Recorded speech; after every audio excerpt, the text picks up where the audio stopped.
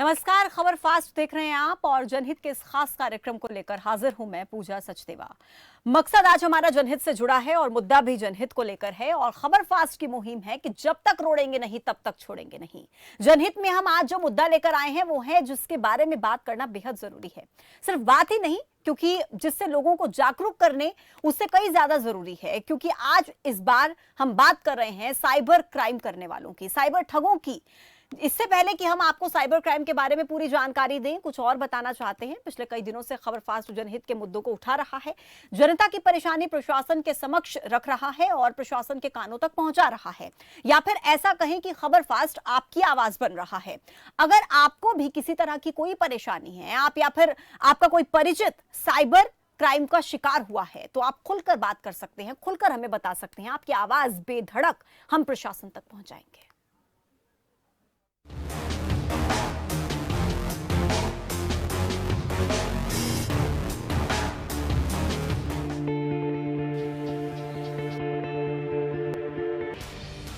रात का अंधेरा हो या फिर दिन का उजाला, हर सुबह एक सुनहरे दिन की शुरुआत के साथ ही हर पल साइबर अपराधियों की नजर अपने शिकार पर होती है। भाग दौड़ भरी इस जिंदगी में कब, कौन और कैसे साइबर क्राइम का शिकार हो जाए, कुछ नहीं कहा जा सकता। लेकिन जिस तरह से आजकल पुलिस लोगों को जागरूक कर रही है, खबर फास्ट ने भी जागरूकता की मुहिम चलाई है। लोग लगातार जागरूक हो रहे हैं। लोगों को यह समझ में आ रहा है कि कोई कहीं दूर बैठा उनके भोलेपन का फायदा उठा रहा है। वो अपराधी ये नहीं देखता कि कोई कितनी मेहनत से पैसा कमाता है या फिर कितनी मेहनत से वो अपने भविष्य का सपना बुनता है। लोग जागरूक हो रहे हैं। खबर फास्ट की इस जनहित मुहिम को देखकर रोहतक, बहादुरगढ़, सांपला, सोनीपत, पानीपत, अंबाला और करनाल से कुछ लोगों ने हमें इस बात की जानकारी दी है कि कैसे वो इस कार्यक्रम को देखकर सतर्क हो रहे हैं। अगर सोनीपत की बात करें तो अभी हाल ही में एक महिला ठगी का शिकार होने से बच गई। उसने फोन कर बताया कि बीती शाम को ही हमने आपकी जनहित मुहिम देखी थी और अगले ही सुबह उनके पास कुछ ऐसी कॉल आई कि वह चौंक गई। तो चलिए, क्या कुछ हुआ उस महिला के साथ, आपको सुनवाते हैं।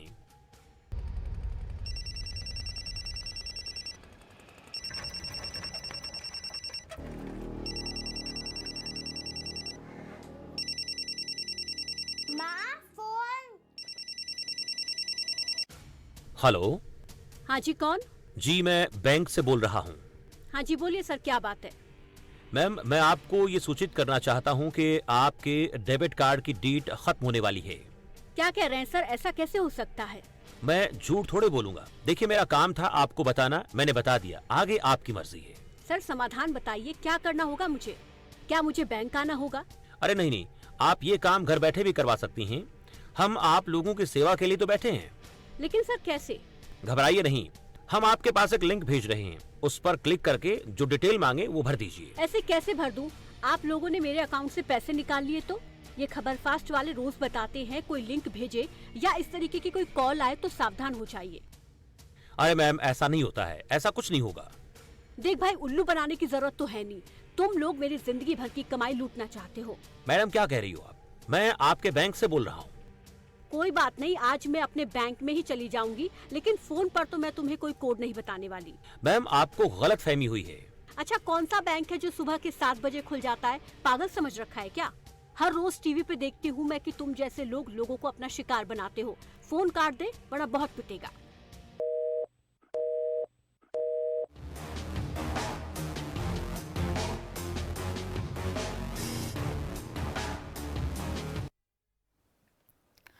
तो सुना आपने, ये खबर फास्ट की मुहिम का नतीजा है कि महिला कैमरे के सामने नहीं आना चाहती। बहुत सी वजह हो सकती है, लेकिन उसके साथ जो हुआ, उसने स्क्रीन पर दिखाए जा रहे नंबर पर एसएमएस के जरिए बताया।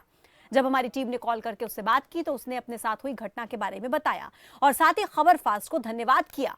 हमें ये बिल्कुल भी, हम ये नहीं कहेंगे कि सिर्फ लोगों की जागरूकता के पीछे हम हैं, लेकिन ये जरूर कहेंगे कि जनहित के जरिए खबर फास्ट ने लोगों की समस्याओं का मुद्दा उठाया तो लोग धीरे धीरे सतर्क हो रहे हैं और सावधान भी हो रहे हैं। इसलिए आप भी हमारी इस मुहिम से जुड़िए। अगर आपके साथ भी कुछ गलत हो रहा है, अगर आप भी साइबर ठगी के शिकार हुए हैं, तो आप हमें खुलकर बता सकते हैं। चलिए अब जान लेते हैं साइबर क्राइम को लेकर हमारे देश के कानून में क्या सजा है, कौन सी धाराएं लगती हैं अगर कोई साइबर क्राइम करते हुए पकड़ा जाता है तो।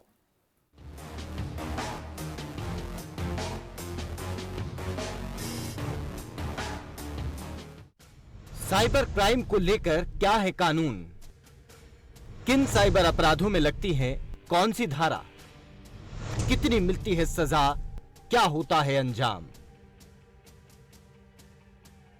हर रोज लोग साइबर क्राइम का शिकार हो रहे हैं। जनता को इसी समस्या से निजात दिलाने के लिए पुलिस दिन रात कोशिश कर रही है ताकि ऐसे लोगों पर शिकंजा कसा जा सके। जुर्म की दुनिया में अपराधी हमेशा कानून को गुमराह करने के लिए नए नए तरीके इजाद करते हैं। आए दिन उनके कारनामे खबरों की सुर्खियां बनते हैं। ऐसा ही एक जुर्म है साइबर क्राइम, जिसे अंजाम देने वाले शातिर महफूज जगहों पर बैठकर बड़ी वारदातों को आसानी से अंजाम देते हैं।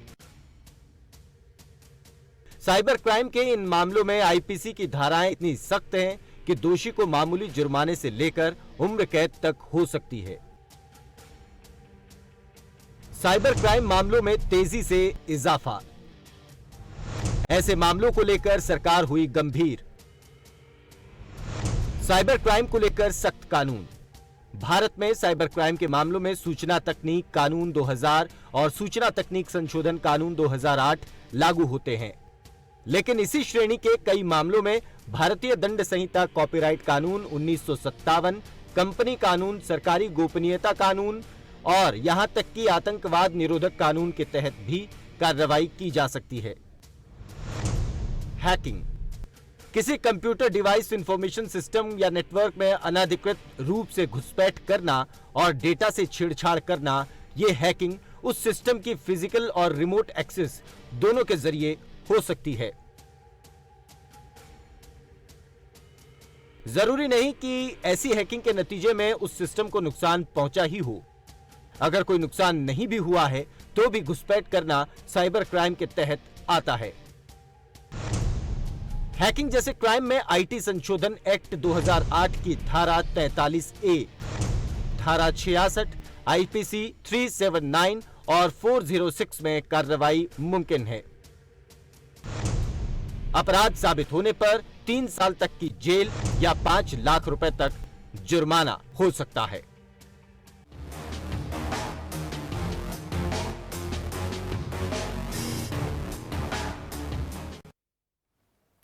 तो इसके अलावा किसी की इजाजत के बिना डेटा चोरी करना भी साइबर अपराध की श्रेणी में आता है। अगर कोई पकड़ा जाता है तो उस पर संशोधन कानून 2008 की धारा 43B, धारा 66E, 67C, आईपीसी की धारा 379, 405, 420 के तहत मामला दर्ज होता है और साइबर वॉर और साइबर आतंकवाद से जुड़े मामलों में उम्र कैद और दूसरे मामलों में 3 साल तक की जेल या फिर जुर्माना या फिर दोनों हो सकती हैं।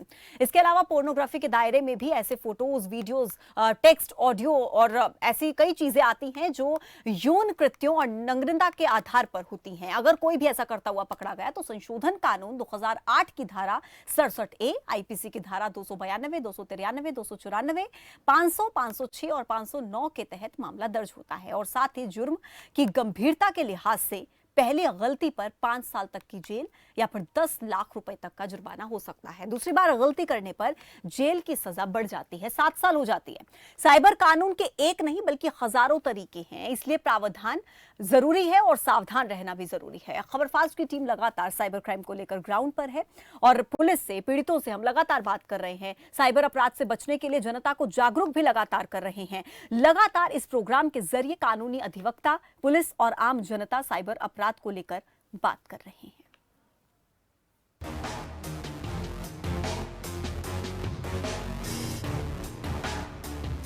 साइबर ठगों के जासे में आकर हर रोज कोई न कोई लोग अपनी मेहनत की कमाई गंवा रहे हैं, क्योंकि जिस प्रकार से भारत लगातार डिजिटल की तरफ आगे कदम बढ़ा रहा है, उसी का नतीजा है कि जो साइबर ठग हैं वह भी दिन प्रतिदिन सक्रिय होते जा रहे हैं और फ़ोन के माध्यम से लोगों को झूठा झांसा देते हैं कि आपकी लॉटरी की टिकट लगी है, अन्य कोई लिंक उनके पास भेजते हैं, उसके माध्यम से उनका जो पूरी ज़िंदगी की कमाई है उसे ठग कर लोगों को कंगाल बना रहे हैं।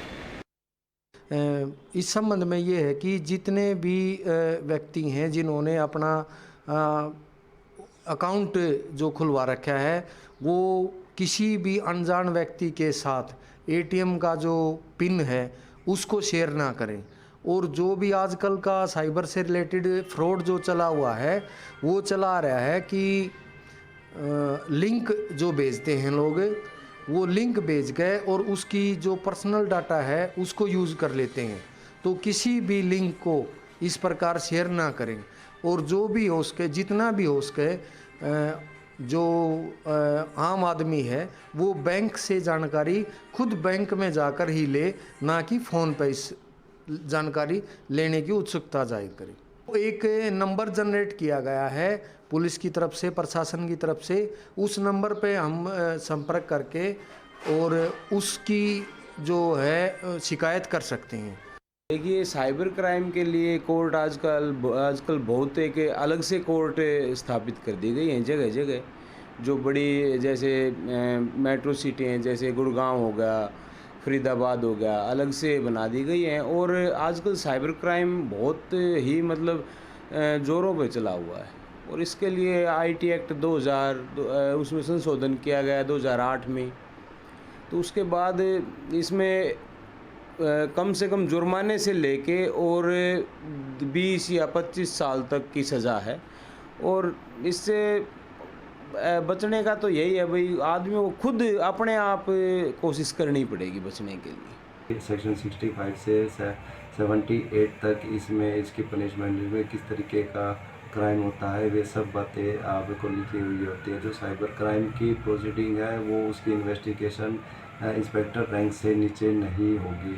और हमारे जो IPC है, इंडियन पिनल कोड, उसमें भी इन सेक्शनों को डिफ़ाइन किया गया है और इनकी जो सज़ा का उसमें प्रावधान है। इसमें कुछ सेक्शन है जैसे सेक्शन 500, 503, 420, 463, 383, ये कुछ ऐसे सेक्शन है जिसमें कि इनके रोकथाम के लिए इन सेक्शनों को बनाया गया है। और एक और बात, सेक्शन 66F में इंफॉर्मेशन टेक्नोलॉजी एक्ट में भी देश की अखंडता और संप्रभुता को बनाए रखने के लिए इस सेक्शन को इनेक्ट किया गया है, ताकि कोई भी बाहरी लोग या कोई भी ऐसा व्यक्ति देश की अखंडता को डिमोलिश ना कर सके, उसको कोई हानि ना पहुंचा सके, ना किसी व्यक्ति को कोई हानि पहुंचा सके। इसमें आजीवन कारावास का या लाइफ इम्प्रिजमेंट का प्रावधान है। तो दोस्तों, मैं आपसे इतना रिक्वेस्ट करना चाहूँगा कि जो आज के समय में कि जिस प्रकार के साइबर क्राइम फैले हुए हैं, जिस प्रकार से लोगों को हानि हो रही है, उनसे बचे, किसी भी मैसेज को फॉरवर्ड ना करें बिना उसकी तहकीकात किए हुए। साइबर ठगी को लेकर प्रशासनिक अधिकारियों द्वारा लोगों को जागरूक भी किया जा रहा है, लेकिन लोग उसके बावजूद भी साइबर ठगों के झांसे में आकर अपनी पूरी इन्फॉर्मेशन उनके साथ शेयर कर लेते हैं। उसी का नतीजा है कि साइबर जो ठग हैं वह उनके पैसे पर हाथ साफ कर लेते हैं। प्रशासनिक अधिकारियों ने लोगों से अपील की है कि कोई भी फ़ोन कॉल आए वह किसी भी प्रकार की इन्फॉर्मेशन उनके साथ शेयर न करें। खबर फास्ट के लिए बहादुर से ललित कुमार।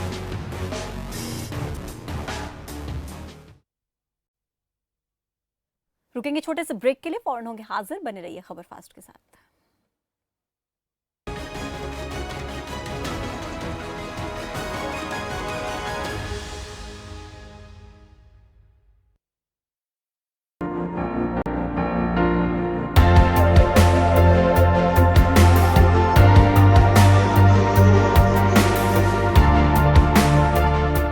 साड़ी जिम्मेवारी है कि सारिया क्लीयरेंस देके तो हाथ से करा दें। ये सिस्टम ऐसी तैयार कर रहा है। मैं मानयोग CM साहब का बड़ा ही धन्यवादी है कि उन्होंने अज एक इन्वेस्टर कॉन्फ्रेंस स्पैशली पंजाब के जिहड़े सनतकार ने उन्होंने बुलाया और इस चीज़ लिए कि आप किद्दां पंजाब च होर रोज़गार इन्वेस्टमेंट बधा सकते हैं। साडे वालों कोई दिक्कत नहीं आएगी, असी फैसिलिटेट करांगे, असी सपोर्ट करांगे, हर तरीके नाल तुहाडे नाल खड़ा। मेरे वास्ते तो आउण नूं घट ते घट तुहानूं टाइम देण दी लोड़ नहीं। मैसेज पा दो कि मैं आ रहा, तुहानूं उसे दिन उसे टाइम अटेंड किया जाएगा। Punjab is a very vibrant state in terms of industrial climate. Punjab offers a very robust incentive package as well as attractive incentives for all types of industry to come. खबरफास्ट ला रहा है real estate summit and award 2021। देखिए शनिवार 16 अक्टूबर शाम 5:30 बजे से। ਪੰਜਾਬ ਸਰਕਾਰ ਅਗਾਂਹ ਵਧੂ ਅਤੇ ਉਸਾਰੂ ਸੋਚ ਵਾਲੇ ਕਿਸਾਨ ਵੀਰਾਂ ਦਾ ਦਿਲੋਂ ਸਤਿਕਾਰ ਕਰਦੀ ਹੈ ਜਿਨ੍ਹਾਂ ਨੇ ਪਰਾਲੀ ਨੂੰ ਅੱਗ ਨਹੀਂ ਲਗਾਈ। ਇਹਨਾਂ ਕਿਸਾਨ ਵੀਰਾਂ ਨੇ ਵਾਤਾਵਰਣ ਦੀ ਸੁਰੱਖਿਆ ਵਿੱਚ ਅਹਿਮ ਯੋਗਦਾਨ ਪਾਇਆ ਹੈ। ਜ਼ਮੀਨ ਦੀ ਤਾਕਤ ਹੈ ਉਹ ਵੀ ਵਧੀ ਆ, ਵਾਤਾਵਰਣ ਬੜਾ ਸਾਫ਼ ਰਹਿੰਦਾ, ਮਿੱਤਰ ਕੀੜੇ ਨਹੀਂ ਮਰਦੇਗੇ, ਇਸ ਦਾ ਫਾਇਦਾ ਹੀ ਫਾਇਦਾ ਹੈ। ਆਓ ਇਹਨਾਂ ਕਿਸਾਨ ਵੀਰਾਂ ਤੋਂ ਪ੍ਰੇਰਣਾ ਲਈਏ ਤੇ ਪਰਾਲੀ ਨੂੰ ਅੱਗ ਨਾ ਲਗਾਈਏ। ਇਹ ਹੈ ਬਦਲਦਾ ਪੰਜਾਬ, ਵੱਧਦਾ ਪੰਜਾਬ।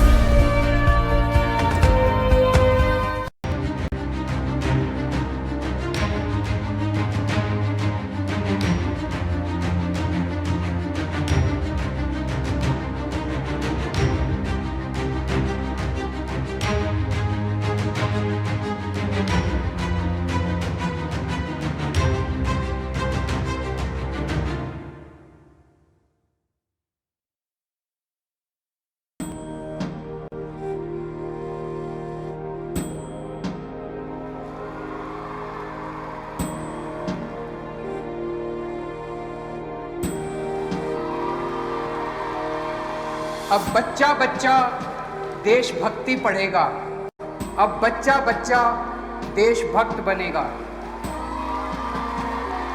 दिल्ली के स्कूलों में हमने देशभक्ति पाठ्यक्रम पढ़ाना शुरू किया है। जब हर बच्चा भारत माँ का वीर सपूत बनेगा, तभी बनेगा भगत सिंह के सपनों का भारत, तभी बनेगा बाबा साहब के सपनों का भारत। भारत माता की जय हिंद, जय हिंद।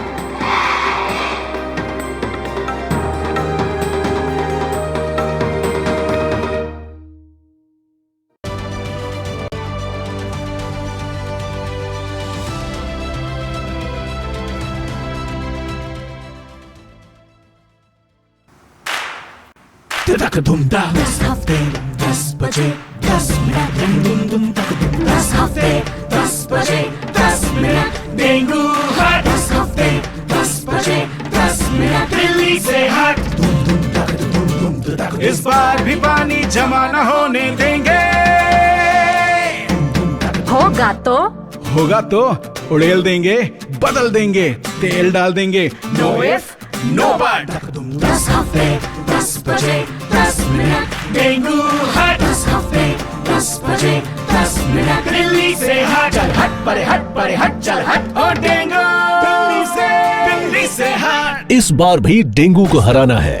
10 हफ्ते 10 बजे 10 मिनट फिर से अपनाना है। हर रविवार डेंगू पर वार। 10 हफ्ते 10 बजे 10 मिनट डेंगू हट 10 हफ्ते 10 बजे 10 मिनट दिल्ली से हट। शहर जो कभी रुकता नहीं, न रुकती है खबरों की रफ्तार। मंत्री से संतरी, पहर दर पहर, हर वो खबर जिसका पड़ता है असर। मेरा शहर मेरी खबर, देखिए सिर्फ खबर फास्ट पर। जीत मिलती है ठोस इरादे से, बेजोड़ लगन से, कड़ी मेहनत से, और जीत मिलती है सच्चे साथी के साथ से। जगत जीत, आपकी हर जीत का साथी।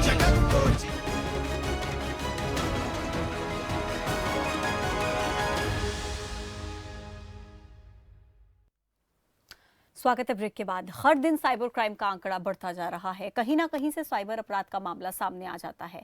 ज्यादातर मामले तो दर्ज ही नहीं होते और जो होते हैं उनकी कार्रवाई या तो बहुत धीरे होती है या फिर आधी अधूरी। केंद्रीय गृह मंत्रालय के हाल ही में 9 फरवरी को संसद के बजट सत्र में पेश किए गए एनसीआरबी के आधारित आंकड़ों के मुताबिक हरियाणा में साइबर अपराधों पर अगर नजर डालें तो साल दर साल आंकड़े चौंका देने वाले हैं।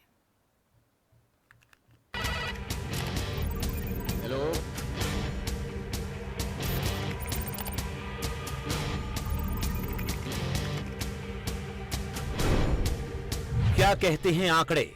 फरीदाबाद में रोजाना 45 साइबर क्राइम की शिकायतें आती हैं। रोहतक में तकरीबन 25 मामले रोजाना दर्ज होते हैं। राज्य में पिछले 6 साल में 2262 मामले दर्ज किए गए। गुरुग्राम में साल 2019 में 8912 शिकायतें आई। 2020 में 312 लोगों से ठगी हुई।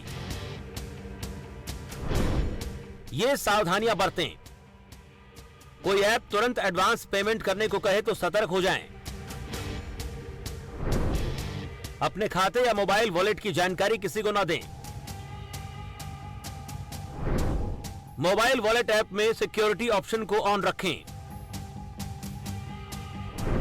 मोबाइल पर मैसेज से आए लिंक पर क्लिक ना करें। मोबाइल पर कोई भी ऐप किसी के कहने पर डाउनलोड ना करें।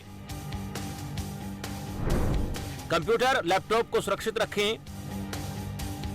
पासवर्ड बहुत स्ट्रांग होना चाहिए।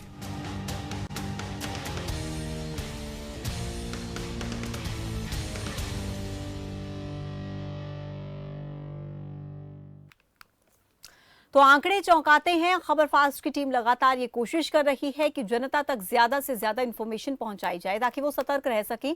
इसी सिलसिले में खबर फास्ट की टीम ने सीनियर अधिवक्ता से भी बात की है। उन्होंने क्या कहा वो भी आपको बताते हैं।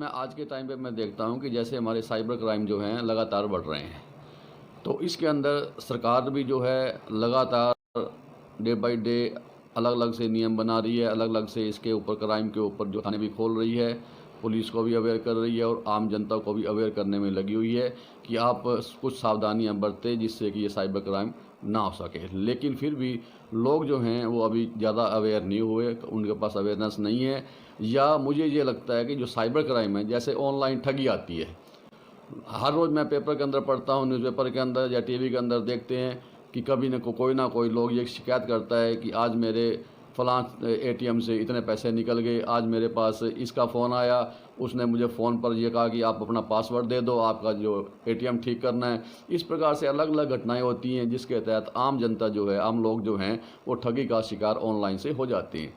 लेकिन मैं ये समझता हूँ कि ये जो ऑनलाइन ठगी है इसके अंदर जो खुद व्यक्ति है वो अवेयर नहीं होता, वो उसका कहीं ना कहीं उसके अंदर कोई लोभ छुपा होता है, उस लोभ के कारण वो ठगी का शिकार हो जाता है।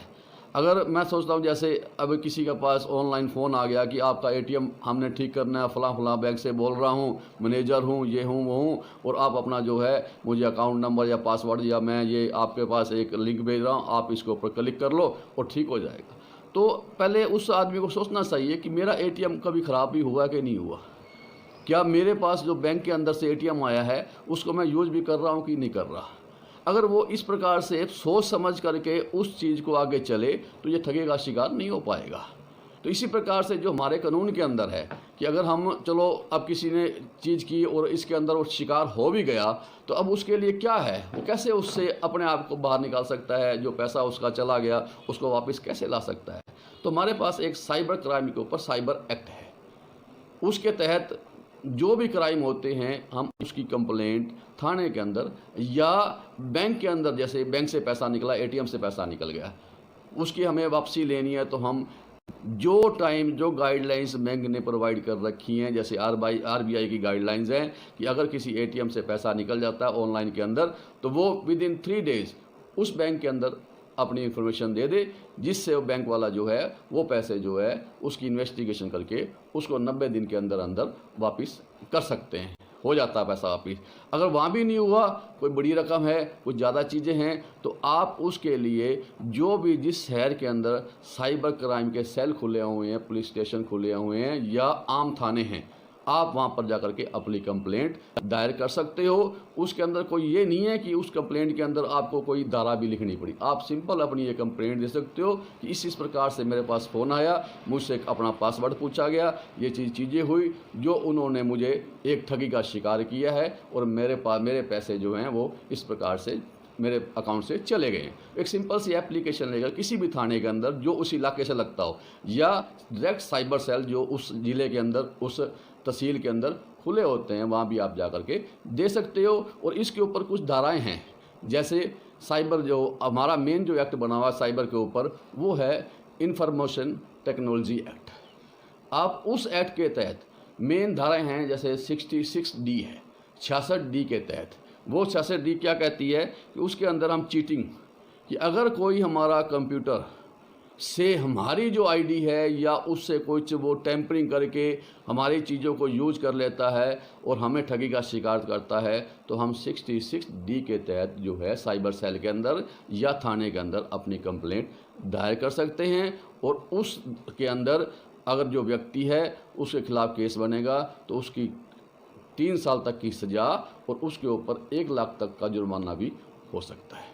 इसी प्रकार से अन्य धाराएं भी हैं, 66C है, 66D है, 66E है, कि अगर हमारे जैसे पब्लिकेशन है, अगर ऑनलाइन के ऊपर कोई व्यक्ति किसी बच्चे का या किसी चीज़ का कोई इमेज, गलत इमेज अगर पब्लिश कर देता है तो 66E के तहत उसके खिलाफ केस दर्ज हो सकते हैं। इसी प्रकार से 66F है या 67 है, 53A है एक, जैसे हमारे कंप्यूटर से कोई डाटा है वो चोरी कर लेते हैं, जो ऑर्गेनाइजेशन है, कॉर्पोरेट सेक्टर हैं, अगर वो हमारा डाटा कहीं लीक कर देते हैं तो वो 53A के तहत उनके खिलाफ भी कार्रवाई हो सकती है। इस प्रकार से ये कई ऐसी वो धाराएँ हैं जो इंफॉर्मेशन टेक्नोलॉजी एक्ट के तहत हमें प्रोवाइड कर रखी हैं। उसके तहत हम जा कर के हम इसके खिलाफ कंप्लेंट कर सकते हैं और जो हम ठगी का शिकार हुए हैं उसको वापस ला सकते हैं और उससे बच भी सकते हैं। अब मेरा ये कहना आम पब्लिक को अवेयर करने की ज़रूरत है कि सरकारें भी, आम जनता भी और हम जैसे वकील हैं, हमें भी चाहिए कि आम लोगों के अंदर हम ये अवेयरनेस पैदा करें कि इस प्रकार से आप एक लोभ के अंदर अपने मन में लोभ पैदा ना करें। और इसको अगर आप ऑनलाइन जाते हैं, कुछ काम करते हैं, कुछ अकाउंट की ट्रांजैक्शन कर रहे हैं, तो ध्यान देकर बड़े सोच विचार से आप उसके ऊपर देखें, भाई क्या मुझे इसके ऊपर कोई क्लिक करना है या नहीं करना है। जैसे है बीमारी के अंदर कि prevention is better than cure, कि अगर आप अपने आप को प्रिवेंट करेंगे तो क्योर की जरूरत नहीं है, आप कोई दवाई लेने की जरूरत नहीं पड़ती। अगर आप सावधानी रखेंगे तो वो जो अपने आप को आप बचा लेंगे। ठगी पहले तो कहा कि अपने आप को सुरक्षित रखो, अपने आप को जागरूक बनाओ, खुद भी बनाओ, अपने परिवार को भी बनाओ और आसपास के लोगों को भी जागरूक करो कि इस प्रकार से हमने इस चीज़ों से बचना है कि अगर आपके पास कोई ऑनलाइन किसी पेमेंट के लिए बात करता है तो आप उसको पहले पूरा वेरीफाई करो। जैसे आजकल गवर्नमेंट ने, बैंकों ने किया हुआ है कि कोई भी अगर आपसे ऑनलाइन पेमेंट के लिए बात करता है तो अगर वो पेमेंट देनी है तो पहले आपसे वो OTP मांगेगा और वो कहते हैं कि वो OTP नंबर जो है आपने किसी को नहीं देना। सबसे पहला चीज़ यही है कि अपना पासवर्ड आप किसी को भी ना दें। ऑनलाइन ठगी के प्रति लोगों को जागरूक करने के लिए खबर फास्ट की टीम ने मुहिम चलाई थी। उसको लेकर खबर फास्ट की टीम काफ़ी लोगों के पास पहुंची, उन लोगों के पास भी जीरो ग्राउंड पर पहुंची जो लोग ठगी के शिकार हुए थे और उन लोगों से भी बात की जो लोग ठगी का शिकार होने से बच गए। और इसके अलावा खबर फास्ट की टीम एडवोकेट के पास भी गई, उनसे कानून के बारे में जानकारी भी ली। इसके साथ से खबर फास्ट की टीम साइबर क्राइम यानी कि ऑनलाइन जो थाने खुले हुए हैं उनके जो अधिकारी हैं उनसे भी बातचीत की। इन सभी ने बताया कि ऑनलाइन ठगी लगातार बढ़ रही है, उसको रोकने के लिए खुद। और चलिए अब सीधा आपको लवकुश रामलीला मैदान में लिए चलते हैं जहां पर रावण दहन हो रहा है और दिल्ली के मुख्यमंत्री अरविंद केजरीवाल भी वहां पर मौजूद हैं। चलिए।